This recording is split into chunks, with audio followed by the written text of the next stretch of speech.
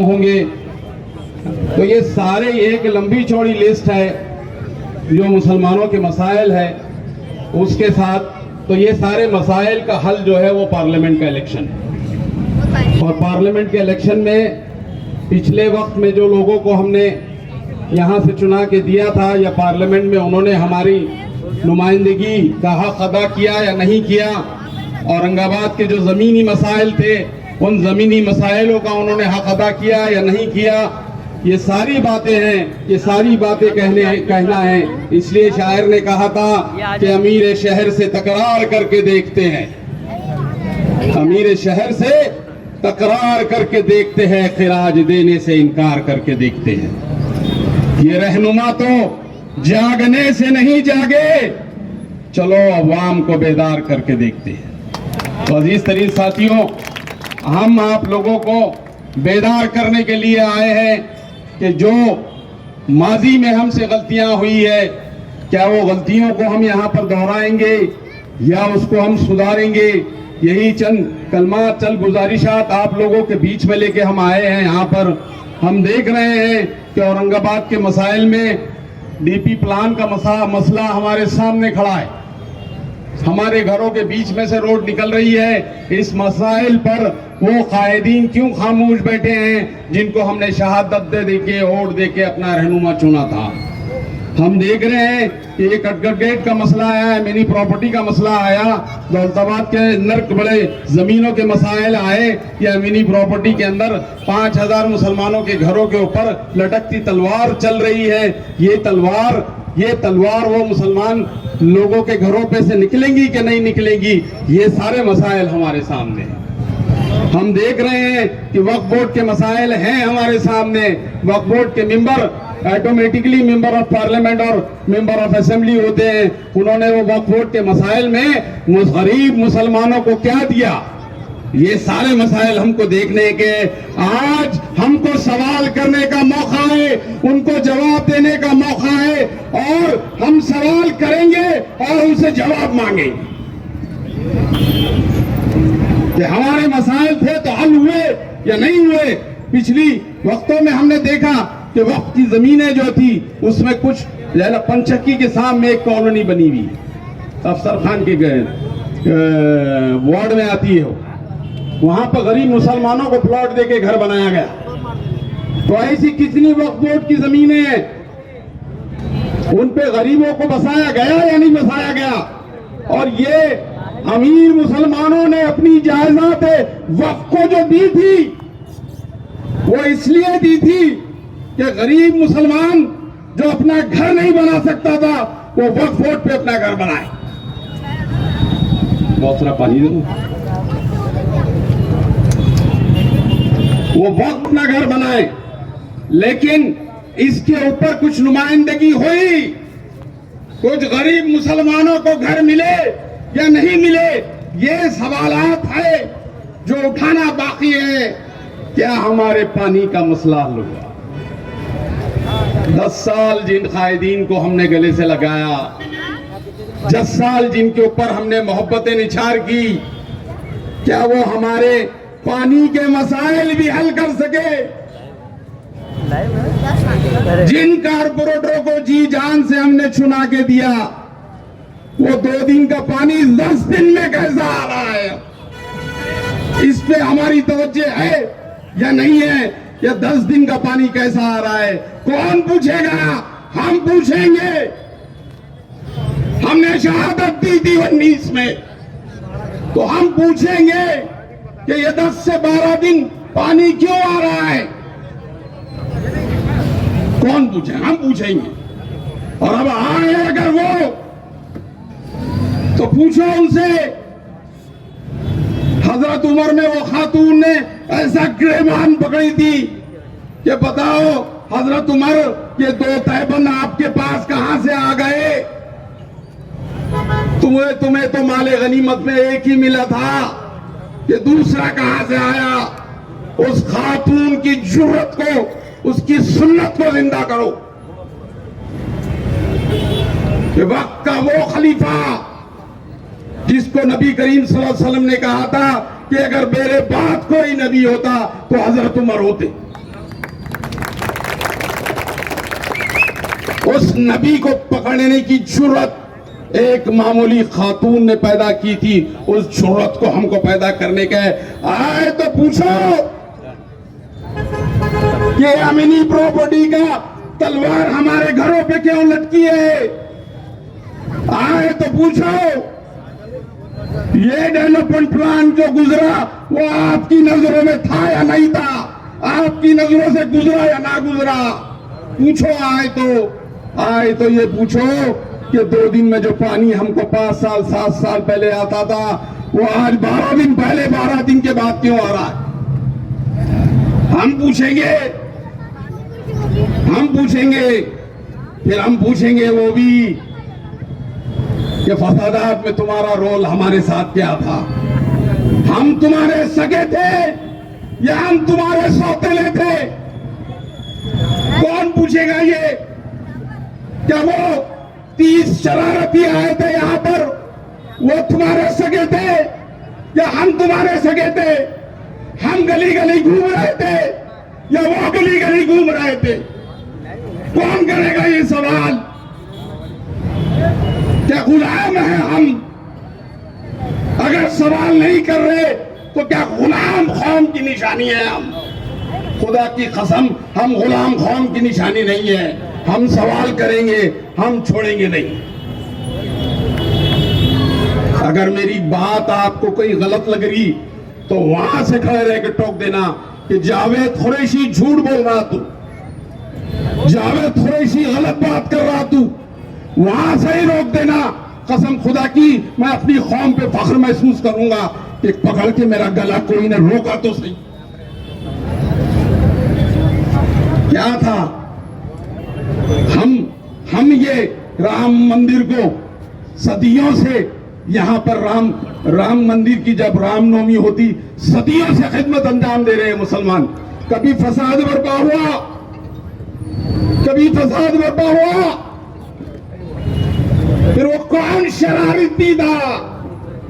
वो कौन मक्कार था? वो कौन दो मुंह का था? हम खिदमत अंजाम दे रहे थे। जो शरारत करने वाले थे वो तेरे सगे थे क्या? तेरे सगे थे क्या? अगर वाकई तू मुसलमानों का खायद होता तो उन पे गुनाह दाखिल करके बताता। उस पे गुनाह दाखिल नहीं हुआ। अजीज तरीन साथियों, क्यों नहीं हुआ? हमको लकड़ी बताता और जिन पे गुनाह दाखिल है वहां खामोशी क्यों? मैं फिर कह रहा हूं, मैं गलत कह रहा हूं तो गला पकड़ो मेरा, यहां खंबे से लटका दो मेरे को, मैं लटकने को तैयार हूं अगर मैं झूठ बोल रहा हूं। अजीज साथियों, ये बहुत मसाइल है। हमने ईमानदारी से सौदा किया था, हमने ईमानदारी बताई थी।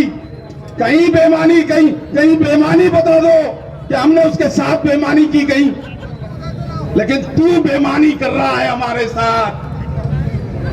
मुसलमानों के इत्तेहाद को पारा पारा करने वाला काम तू ये समझ रहा है कि एक चंद मुशरिकाना हरकतें करने से,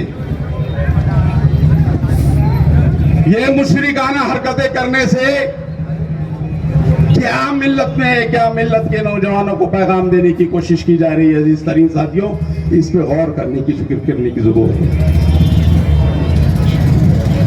मुशरिकाना हरकतें, आप या तो भजन करेंगे या कीर्तन करेंगे या आरती उतारेंगे या टोपी पहन लेंगे या टीका लगाएंगे, ये सब मुशरिकाना हरकतें।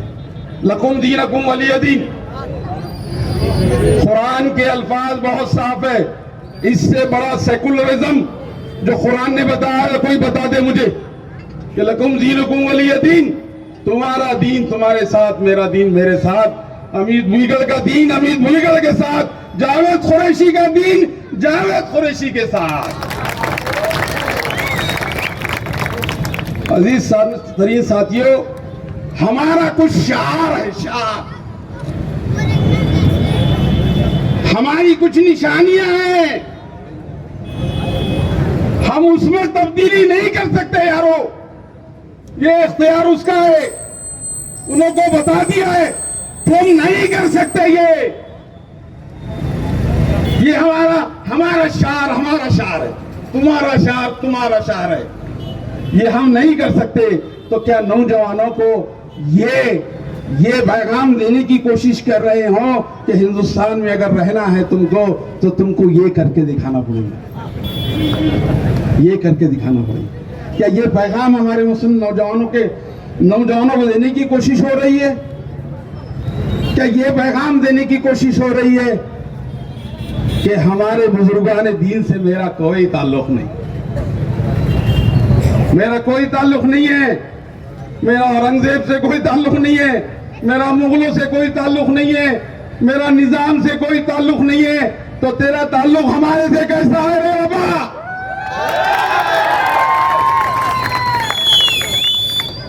हमारे से तेरा ताल्लुक कैसा है फिर? तो किधर का नुत्फा है फिर? किधर का?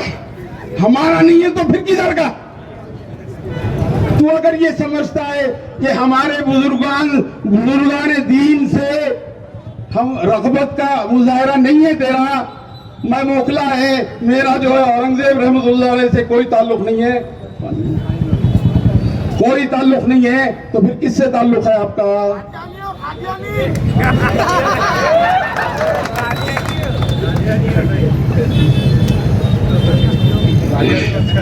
फिर किसके ताल्लुक है? मैं मुख्तसरन, बहुत वक्त का, मैं बहुत बड़े लोग यहाँ बोलने वाले हैं भी। औरंगजेब रहमतुल्लाह अलैह की तारीख एक बड़ी पिक्चर बन रही है कि अरे मैं पढ़ा लिखा है, समझ रहे आप? मैं पढ़ा लिखा है। मैं बताऊं कि अगर आप पढ़े लिखे हैं तो औरंगाबाद की तारीख की आपको क्या मालूमात है? औरंगजेब रहमतुल्लाह अलैह को आपने कितना पढ़े? कुछ पढ़े? वो बादशाह, मर्रे सगीर का सबसे बड़ा बादशाह जिसने 52 साल हुकूमत की, वो बादशाह से आपने अपना कतई ताल्लुक कर दिए।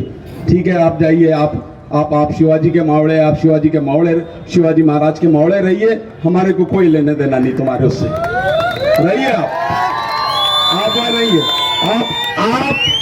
आपकी औकात नहीं है औरंगजेब रहमतुल्लाह अलैह से अपना ताल्लुक जोड़ने की, आपकी हैसियत नहीं है उस शख्स के बराबर अपने आप को बैठने की, बनवाने की, उस हस्ती की, वो बादशाह बर्रे जिसका रहन सहन अगर आप देखते हैं ना तो गोकुल के कांटों का सालन खाने वाला बादशाह, जौ की रोटी का सालन खाने वाला बादशाह, चटाई पे सोने वाला बादशाह, कुरान लिख के अपनी रोटी रोजी चलाने वाला बादशाह, टोपियां सी के अपनी रोटी रोजी चलाने वाला बादशाह, ये वो बादशाह है जिस पे हमारे जैसे लोगों को ही फख्र है, और हम फख्र से कहते हैं कि वो हमारा पीर है, वो हमारा मुर्शिद है। हमारे को तुमसे लेना देना नहीं, तुम्हारी हैसियत नहीं है वो कि तुम अपना ताल्लुक भी उससे जोड़ो। और अब अगर तुम औरंगजेब रहमतुल्लाह अलैह की खबर को जाके टच करेंगे तो याद रखो तुम्हारी ये मुनाफिकत बर्दाश्त नहीं की जाएगी, तुम्हारी ये मुनाफिकत बर्दाश्त नहीं की जाएगी, क्योंकि तुमने इनकार कर दिए। अब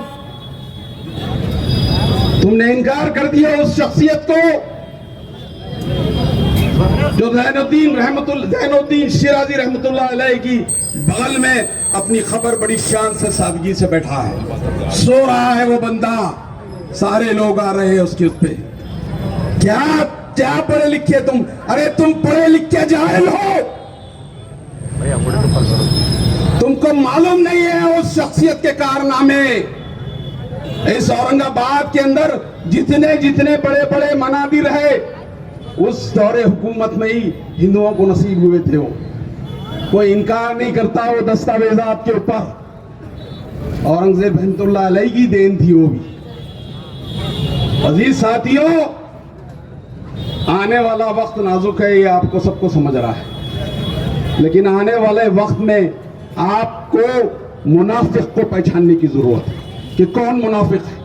मुझे भरोसा है ये 12-13 दिन में इंशाअल्लाह मैं आपको बता दूंगा कि ये हाजिरी देगा औरंगजेब रहमतुल्लाह अलैह के पास, ये हाजिरी देगा। और सुन ले, अगर तू हाजिरी नहीं देगा तो मुसलमान तेरे को तेरी हैसियत बता देंगे।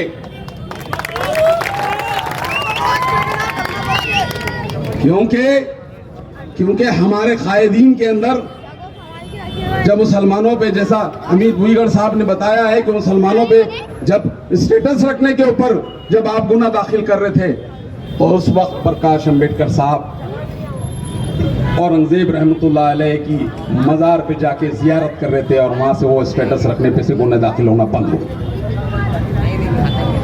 उसके बाद औरंगजेब रहमतुल्लाह पे एक लंबा सिलसिला चालू हो गया, और जब ये हमारा शेर, जब उनको टिकट डिक्लेयर हुआ तो सबसे पहले हाजिरी देने वाला यही शेर था। अफसर खान ने भी वहां पर हाजिरी दी है, इसलिए कि हम मुनाफिक नहीं है, हम हमारे आबा और अजदाद की, हमारे बादशाहों की, सबकी ताज़ीम करना जानते हैं। तुझको चल हिंदू वोट की जरूरत है। अरे अमित भुईगढ़ की पूरी कौम तेरे साथ खड़ी थी, पूरी कौम के कौम, एक ढेला खर्चा नहीं था। अपनी चाय पी के इन लोगों ने आप लोगों को साथ दिया, एक मेंबर ऑफ पार्लियामेंट दिया, चुन के आते ही इनको हाथ दे दिया। आज उन्होंने कहा हमको एक आदमी से शिकायत है जिसने हमारे साथ दगा किया, लेकिन सारे मुसलमानों से हमको शिकायत नहीं। हम चाहते हैं कि ये इनके ज़र्फ के ऊपर एक ताली हो जाए। ये इतने बड़े ज़र्फ की बात उन्होंने कह दी कि मुसलमानों ने हमको धोखा नहीं दिया। धोखा देने वाला एक ही मुनाफिक है, और वो मुनाफिक का नाम शाहरुख खान है।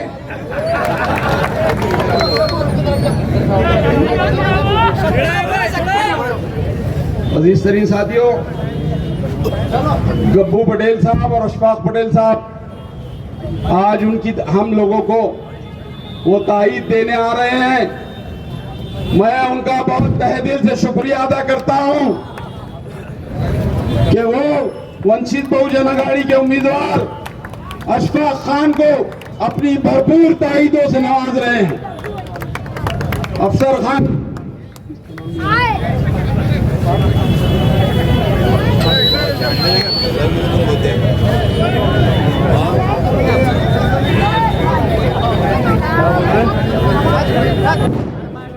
अजीज तरीन साथियों, बड़ी तादाद में हमारा अफसर खान साहब का यहाँ पर इस्तकबाल हो रहा है और वो उनकी तारीफ करना चाह रहे हैं। मैं अपनी बात के आखिरी लम्हे में हूँ, ख़त्म करके अपनी जगह ले लूँगा। लेकिन अजीज तरीन साथियों, ये बात भी उतनी सही है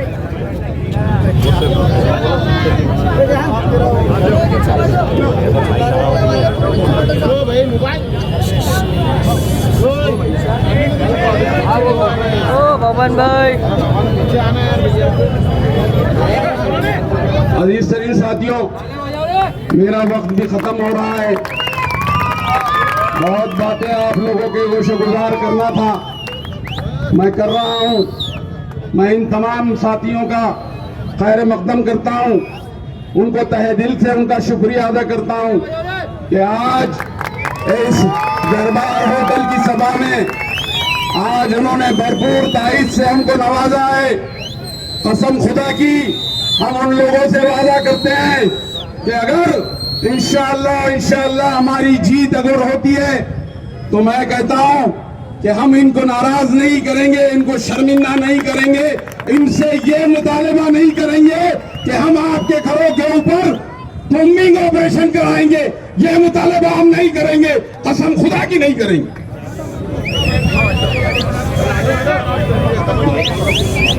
अजीज तरीन साथियों, वक्त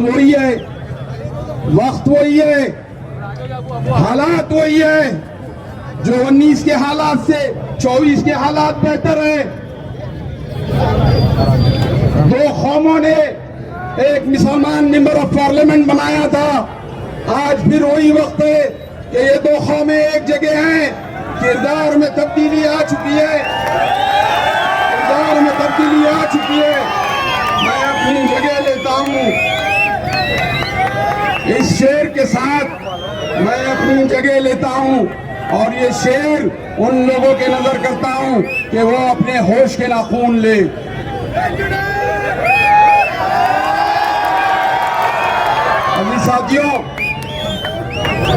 अजीज साथियों, होशियार कौन है यहाँ, दीवाना कौन है? होशियार कौन है यहाँ, दीवाना कौन है? ख़ौम पे मर मिटने को तैयार कौन है? ये मरहला भी आएगा एक दिन, ये मरहला भी आएगा एक रोज दिन देखना, तारीख खुद बताएगी गद्दार कौन है, गद्दार कौन है। खुदा हाफिज। पटेल और राजपाल पटेल।